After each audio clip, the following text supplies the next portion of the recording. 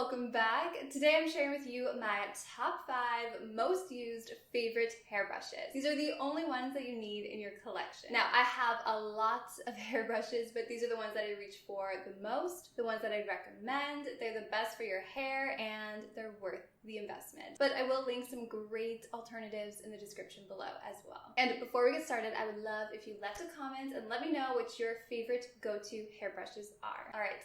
Let's get started. The first brush is probably the most popular and it is the wet brush, and I have it in this super chic matte black color, but this comes in so many different styles. But I absolutely love this brush. It is so gentle on the hair, there is no pain, and the best part is it detangles your hair so incredibly fast. But this brush has super bendy, flexible bristles, which makes it great to detangle your hair when it's wet, because these bristles are firm enough to brush through your knots, but they're soft enough that it's not going to pull and tug on your hair, which can create breakage and split ends. We don't want that. And although it's gentle, you still want to start at the bottom when you're brushing your hair and then work your way up. And quick note, I don't often brush my hair when it's wet because it's more fragile and prone to breakage, so I really only use this if I'm going to be using the air wrap or round brushing my hair. But this is the only brush that I trust on my wet hair, and my hairdresser uses it too. Next isn't technically a brush, but it's a staple, and it is the wide tooth comb. This beautiful comb is from Kristen Ess. This one is my absolute favorite. It's actually the second one that I purchased. I misplaced my first one and I loved it so much that I had to buy it again. But these combs are so handy to have. Their teeth are meant to mimic fingers. So if you have wet or curly hair, this will just gently detangle your hair without creating more knots like a brush would. It's also great to distribute products like mousse and oils if you have curlier hair, or in the shower to help spread out your conditioner. It feels so good. My only tip would be to brush your hair when it's dry before going into the shower, because these teeth are not flexible, so they can cause damage to your hair, especially when it's wet. But my favorite way to use this is after I've curled my hair, I just run it through. It gently breaks up the curls, loosens them up, and since these teeth mimic fingers, it's not going to disrupt the curls like a brush would. The next brush is the round brush. So these come in so many different shapes, sizes, kinds. You have small ones to curl your hair,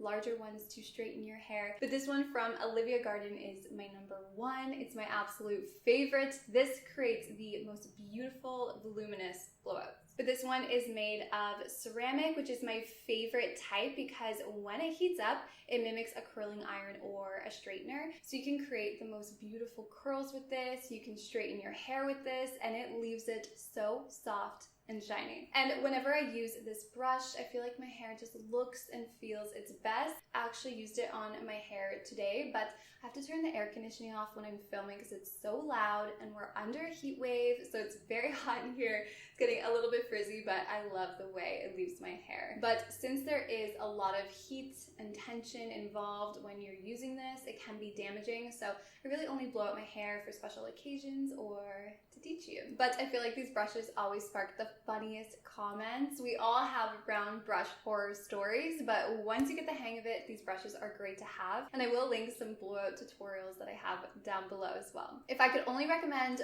one brush to you, it would be a nylon boar bristle mixed brush. I love this brush. This is my go-to for every day because it's so gentle on the hair, it feels so nice on the scalp, and it leaves my hair so smooth and shiny. So you want your everyday brush to have nice, flexible, bendy bristles. But the boar bristles are too soft to detangle your hair. They're more for smoothing it, distributing your oils. So having the mixed nylon is really great because these are strong enough to detangle your hair, yet bendy enough that they're not going to pull it, tug it, or cause breakage and split ends. But I have this one from Pearson. It's my absolute favorite. It's just so gentle on the hair and it just leaves it so smooth and shiny. This brush actually makes me want to brush my hair. Like, I always look forward to it in the morning. It just feels so nice on the scalp. But you definitely don't need to invest in a brush like this. There's a ton of great ones out there. Just want to look for ones that have mixed flexible bristles. I'll link some really great alternatives below for you. Next up is the rat tail comb. We have got to come up with a better name for this. It deserves it. But I have had this one for years. It's so handy. It's really great for creating like nice sleek parts, zigzag parts. It's really good if you're coloring or cutting your hair. But I usually use this for teasing and backcombing for updos and voluminous ponytails. I just find it's really gentle on the hair and it creates nice soft volume. But these are very inexpensive. You can get them anywhere. Just want to make sure that you get one that has flexible bristles. The only problem I have with these combs though is I'm always looking for it. For some reason, I always misplace this. It just slides into the couch, underneath my desk. It's under things all the time, but I'm always looking for this comb. Now I know I said 5, but I have to give an honorable mention to the beard brush. This brush is amazing and I don't hear enough people talking about it. But this is what it looks like. It's really small and cute because, well, it's made for brushing beards. But it has these really flexible, densely packed bristles, so it's really great for getting all of your fine hairs and just creating nice, sleek, smooth looks. This is what celebrity hairdressers use, or so I've been told, to create those really like trendy, sleek ponytails and low buns. Honestly, nothing will give you a smoother finish than this, especially if you have like second or third day hair. Just going to grab onto the oils, help spread them, and create that perfect, sleek, chic look. So those are my top brushes and combs. I really hope that you found this video helpful. I will leave links to all of these in the description below, plus more. But if you liked today's video, please give it a thumbs up. Thank you so much for watching, and I'll talk to you next time. Bye.